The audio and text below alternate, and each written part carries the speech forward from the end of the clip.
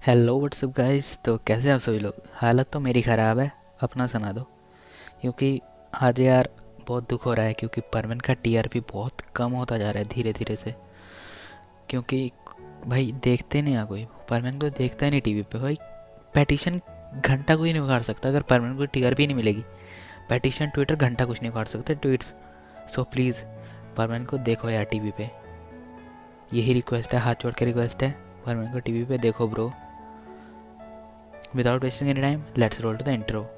I was broken from a young age, taking my soul into the masses, writing my poems for the few that looked at me, took to me, shook to me, feeling me, singing my heartache from the pain, taking my message from the veins, speaking my lesson from the brain, seeing the beauty through the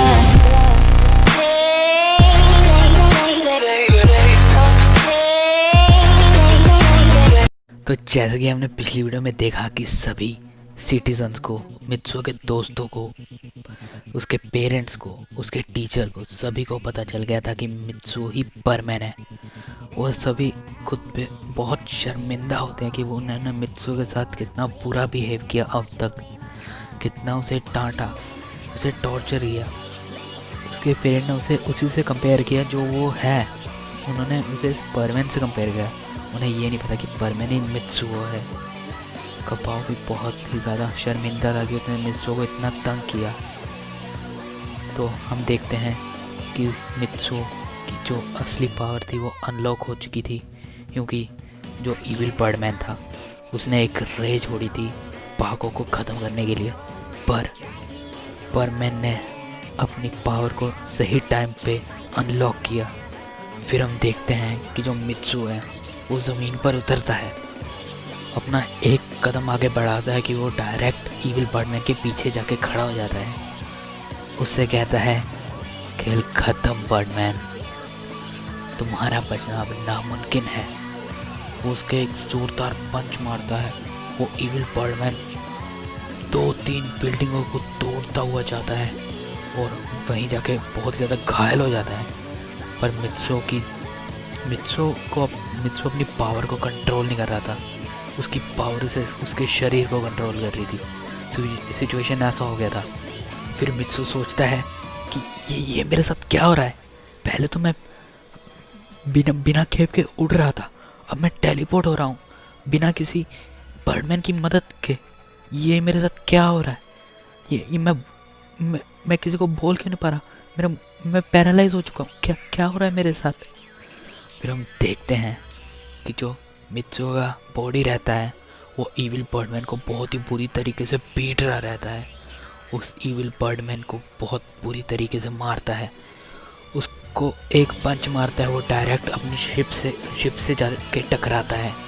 वो अपनी ship से एक खतरनाक सी missile Mitsuo पे छोड़ता है। Mitsuo अपना एक हाथ आगे करता है और वो मिसाइल उधर ही रुक जाती है। फिर वो अपने हाथ से एक मुक्का बनाता है। वो मिसाइल वहीं पे वैनिश हो जाती है, ख़त्म हो जाती है पूरी तरीके से। फिर जो इविल बर्डमैन है वो देख के बहुत ज़्यादा डर जाता है, उसकी पूरी तरीके से फट जाती है कि ये कैसे हो रहा है। यूनिवर्स का सबसे स्ट्रॉन्ग हेलमेट तो मेरे पास है, पर उसके पास इतनी पावर कैसे है? लगता है मुझे अपनी डीमन पावर का इस्तेमाल करना ही पड़ेगा। फिर वो एक अपनी सबसे खतरनाक पावर का इस्तेमाल करता है। वो पावर थी शरीर को चेंज करना। वो अपने शरीर को मित्सुओ के शरीर से चेंज कर लेता है। वो मित्सुओ के शरीर में होता है। वो कहता है, अब मैं इस दुनिया में सबसे ताकतवर, पूरे यूनिवर्स में अब मेरा कोई मुकाबला नहीं। फिर हम देखते हैं वो जैसे ही पावर को इस्तेमाल करने ही वाला होता है कि तभी उसे रियलाइज़ होता है कि ये तो आम बच्चा है, इसके पास कोई पावर ही नहीं है। क्या हो रहा है? फिर मैंने क्या देखा था? फिर इसके पास पावर क्यों नहीं है? वो अपने शरीर को फिर से चेंज कर लेता है। अपने शरीर से मित्सुओ फिर से अपने शरीर में वापस आ जाता है। फिर से वही ब्लू कलर की ऑरा मित्सुओ के शरीर से बाहर निकले रहती है। फिर वो इविल बर्डमैन देखता है, कहता है इसके पास कोई ताकत ही नहीं है, ये सिर्फ एक इल्यूजन है जो मुझे लग रहा है। ये बर्डमैन की ही कोई चाल होगी। क्योंकि वो मिसाइल मैंने बर्डमैन के स्पेसशिप से ही छोड़ी थी। वो ज़रूर एक फेक मिसाइल होगी जिसे बर्डमैन ने सेट किया होगा मुझे पागल बनाने के लिए। इस बच्चे के पास कोई पावर्स ही नहीं थे। तो गाइस रियलिटी ये है कि जो मित्सो की पावर्स है वो उसके सोल के अंदर है, ना कि उसके शरीर के अंदर। तो इसीलिए जो इविल बर्डमैन है वो उसकी पावर को यूज़ नहीं कर पाया। तो बढ़ते हैं, तो चलते हैं वीडियो की तरफ। तुम एक कीड़े हो परमैन, मैं तुम्हें मसल के रख दूंगा। फिर तभी हम देखते हैं मित्सुओ फिर से अपनी टेलीपोर्टेशन से उसे फिर से चौंका देता है। वो कहता है, उसके एकदम पास जाके खड़ा हो जाता है। वो कहता है, मसलो मसलो मुझे, क्या हो गया मसलो, अब क्या हुआ तुम्हें? उस इविल बर्डमैन की पूरी तरीके से फट जाती है। वो कहता है, जब मैंने तुम्हारे साथ शरीर चेंज किया तो मैं तुम्हारी पावर को यूज़ क्यों नहीं कर पाया बर्डमैन? फिर तभी मित्सुओ कहता है, ये पावर मेरे सोल के अंदर है, ना कि मेरे शरीर के अंदर। जब तुमने शरीर चेंज किया तो मुझे वही पावर तुम्हारे शरीर के अंदर भी महसूस हो रही थी जो मेरे अंदर थी। ऊपर से मेरे पास हेलमेट भी था, पर मैं अपने शरीर को नुकसान नहीं पहुंचाना चाहता था, इसलिए मैंने तुम पर उस वक्त कोई हमला नहीं किया। फिर तभी देखते हैं जो कबाओ, साबू, मिचिको सर और उसके मॉम डैड बहुत ही ज़्यादा हैरान होते हैं कि मित्सु के पास परमैन सेट भी नहीं है, फिर भी वो हवा में उड़ रहा है, उसके पास अनलिमिटेड पावर्स हैं। ये कैसे हो सकता है? ये मित्सु नहीं है, ये नहीं हो सकता। मित्सु इतना स्ट्रांग हो ही नहीं सकता। वो सभी शॉक होते हैं कि मित्सु इतना स्ट्रांग विदाउट हेलमेट। लगता है हमने मित्सु को बहुत अंडर एस्टिमेट किया। मित्सु के पास हिडन पावर्स है। फिर तभी हम देखते हैं मित्सु उस इविल बर्डमैन को बहुत बुरी तरीके से पीट रहा होता है।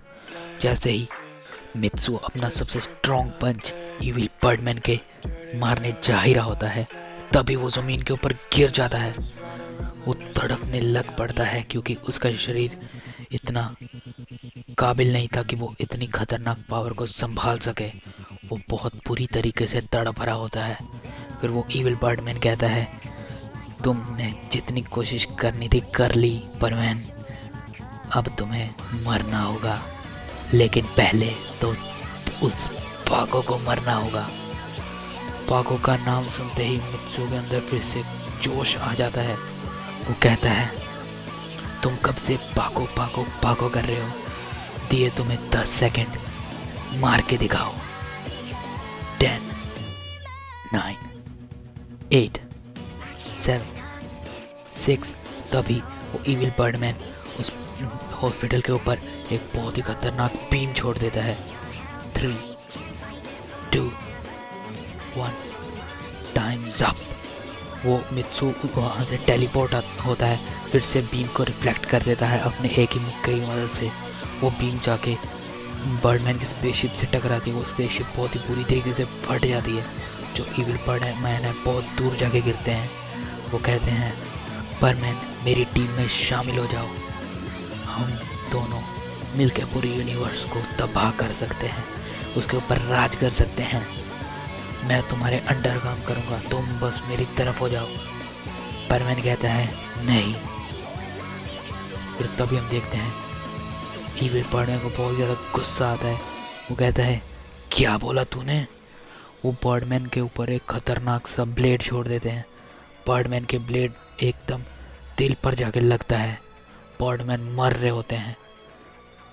मित्सु कहता है, तुम्हें इसकी कीमत चुकानी होगी। फिर तभी जो इविल बर्डमैन है वो मित्सु के गुस्से को देख के बहुत ज़्यादा डर जाता है। वो कहता है, अब तो बर्डमैन मर जाएगा मित्सुओ। अब तुम मुझे चाहे मार दो, मुझे कोई फर्क नहीं पड़ता।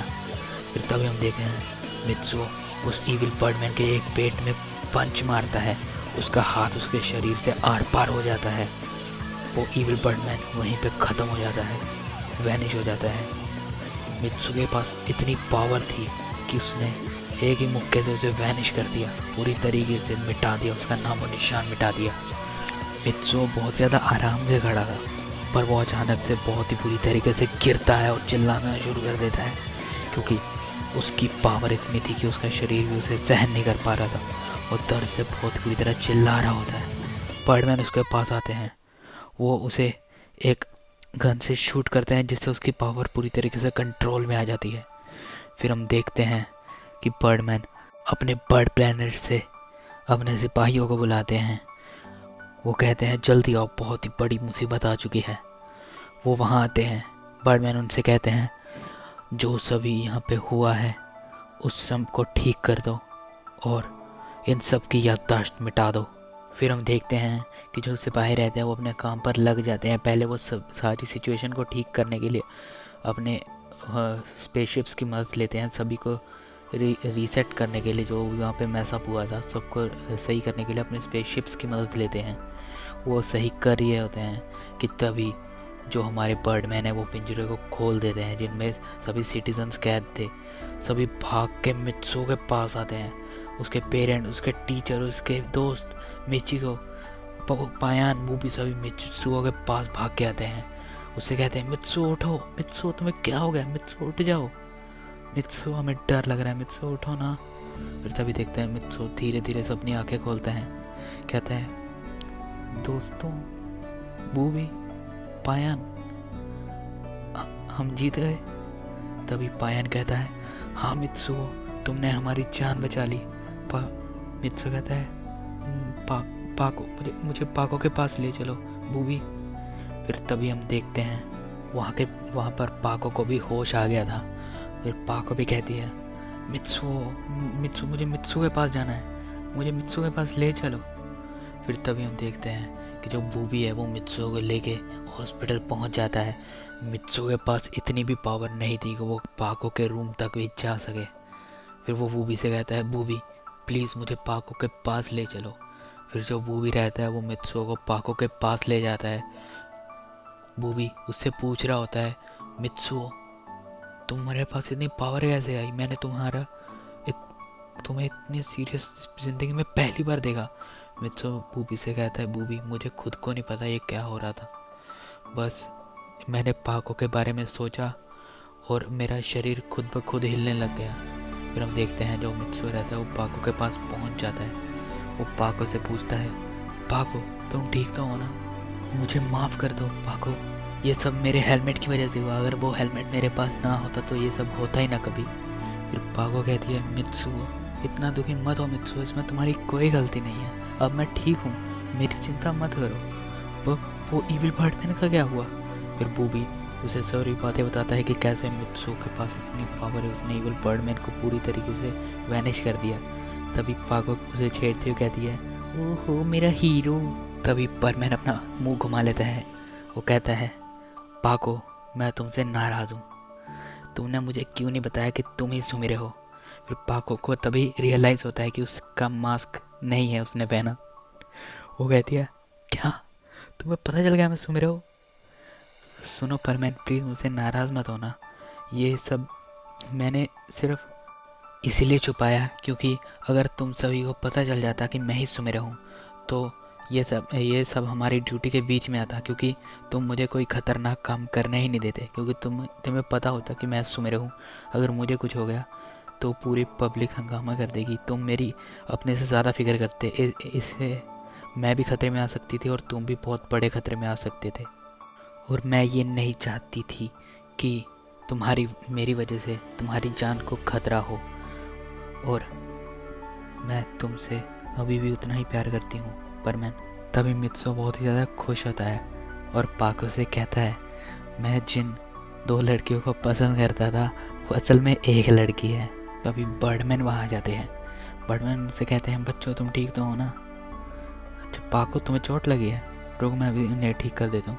बर्डमैन अपने हीलिंग गन से उन सभी चोटों को ठीक कर देते हैं। पाको पूरी तरीके से ठीक हो जाती है। तभी बर्डमैन सभी से कहते हैं बच्चों खासकर मित्सुओ आज तुमने बहुत ज़्यादा हिम्मत वाला काम किया है, तुमने बर्डमैन नंबर 1 को ख़त्म कर दिया जो पूरी यूनिवर्स के लिए खतरा था। तो पर मुझे माफ़ करना, मुझे अब तुम सभी की मेमोरीज को इरेज करना होगा। ये जो इंसिडेंट हुआ है इसकी मेमोरी को मुझे इरेज करना होगा। बाकी लोगों की तो मैंने कर दिया, बस तुम चारों की बारी है। तभी पाको बर्डमैन से कहती है, बर्डमैन ऐसा मत करो प्लीज़, हमारी मेमोरी मत इरेज करो। बर्डमैन कहते हैं, मुझे माफ़ करना बच्चों, पर मुझे ये करना होगा। फिर तभी पाको कहते हैं, 2 मिनट रुके बर्डमैन, हम आज के दिन की सभी मेमोरीज भूल जाएंगे ना। बर्डमैन कहते हैं, हाँ तुम सब कुछ भूल जाओगे। फिर तभी जो पाको रहती है वो मित्सु को लिप टू लिप किस कर देती है। फिर कहती है, बर्डमैन इरेज कर दो मेमोरी। फिर जो बर्डमैन रहते हैं उन्हें शूट कर देते हैं, उन सभी की मेमोरी इरेज हो जाती है। फिर बर्डमैन उन्हें उसी जगह पे ले जाते हैं जहाँ पे वो पहले एक्सीडेंट को संभाल रहे थे। और इसी के साथ ये चैप्टर यहीं पे समाप्त होता है। पर ये मत सोचना ये इसकी एंडिंग है, जो कल चैप्टर आएगा वो भी इसी से जुड़ा होगा, इसी से रिलेट कर रहा होगा। सो प्लीज़ वीडियो को लाइक करो, चैनल को सब्सक्राइब करो और बेल नोटिफिकेशन को भी ऑन कर लें तभी, ताकि सारी नोटिफिकेशन आपको मिल जाए।